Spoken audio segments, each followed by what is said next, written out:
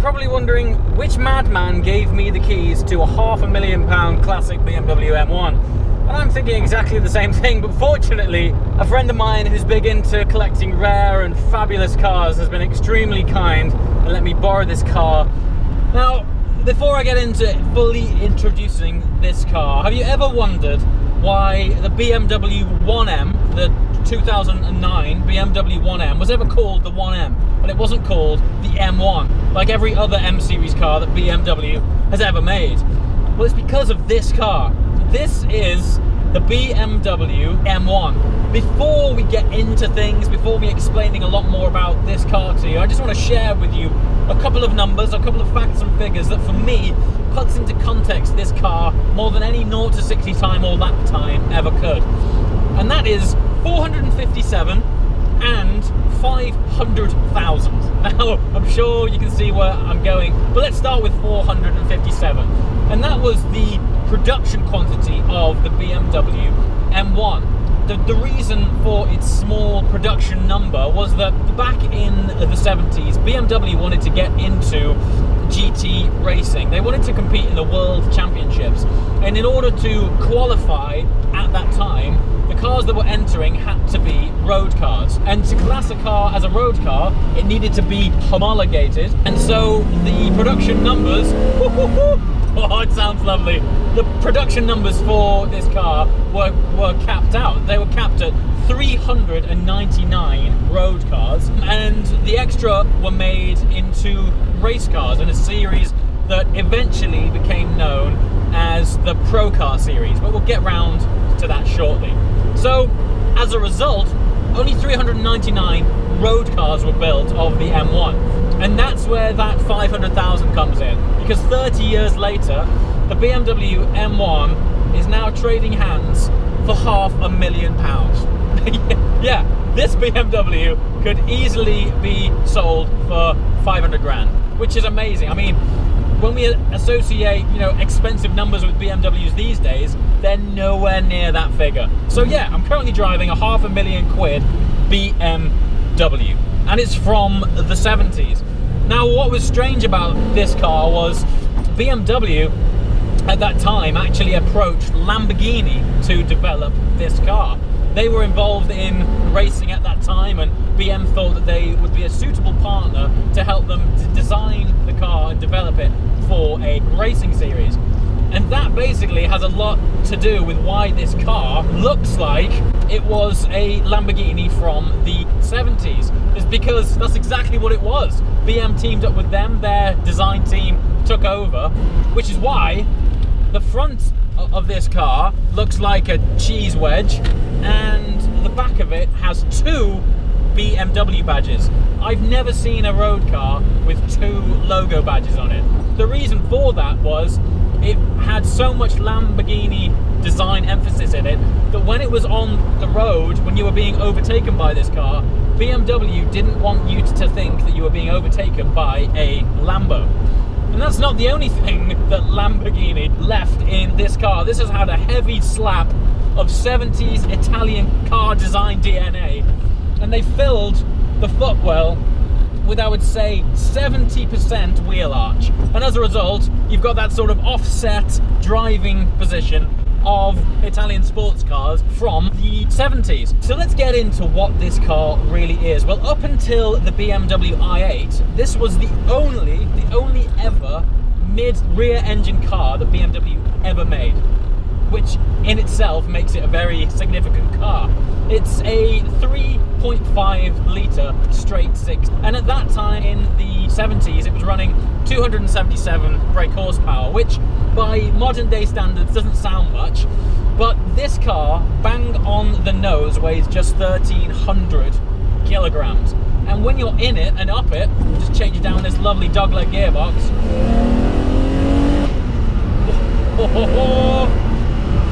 And it's light on its toes. Of course, in this era, there was no power steering.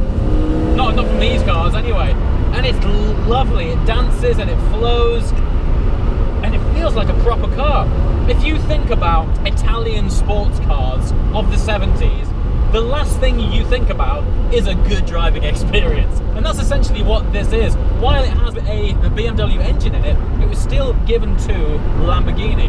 Halfway through that development stage, unfortunately, the rules in the World Championships that BMW were looking to enter completely changed, and also Lamborghini went bankrupt. So this car from day one hasn't had much of a successful history just getting this thing off the ground. So what BM were left with was a cool looking car with a great engine, but no series to race in and no partner to back it up. Left with all these cars, BM were like, what are we gonna do now? How can we possibly justify this program, justify these cars? And so they made up an entirely new race series just for this car called Pro Car. And things broke loose. Things went absolutely ape. They ended up turbocharging this car, which, as I just mentioned, is conventionally only 277 horsepower, and they ended up running 850 horsepower. I mean, don't forget, the road car weighs 1,300 kilograms, the race car even less. I implore you to go, after this video, YouTube search for BMW M1 Pro Car and just listen to those things. They are absolutely savage. The overrun is just firing flames out all day long, and as a series it used to follow the Formula 1 circuit as its support race, and they were absolutely fantastic. So what went from a sort of rocky start got off the road quite literally an explosive engine that made these cars super cool and also very desirable. Now, what is interesting is at that time in the 70s, the other cars that this was competing with was the Porsche 930 Turbo, the Ferrari 512 BB, and at that time a Ferrari was around £20,000, which in 70s money was a lot of money. The M1 was pushing out 35 grand for a BMW in the 70s. So it was niche from day one. There was no chance your average Joe was ever going to get hold of one of these cars. And that's part of the reason now that the M1 is worth £500,000. In fact, there was an example a few years ago. Only 3 of these cars were ever made in silver. One of them was commissioned by F1 mogul Bernie Ecclestone. That car recently sold for £600,000. Yeah. Now, some of the favourite features of mine on this car are, of course, the pop-up headlights. But with it first and foremost being a race car, it has twin entry fuel caps, which, okay, that's available on self-respecting sports cars, but these are housed behind their own little glass doors. I've never seen a design feature like it on any car. They have their own little glass boxes their fuel caps are in, and they're hidden behind them. I've never seen it before, but now I know the history, you realise that what you're actually in is a race car, hence 2 fuel caps. Like any good lightweight sports car, it's all about when this car is rolling. And with it having no power steering, it feels beautiful. There's loads of feedback, it's very organic. But something else, arguably more significant, came out of the M1, which is why it's a very important car, is that this engine eventually became the very first engine that was featured in the first BMW M5, albeit then that they tuned it up even more. But with that understanding, you can appreciate why this is such a special car. It's part of history.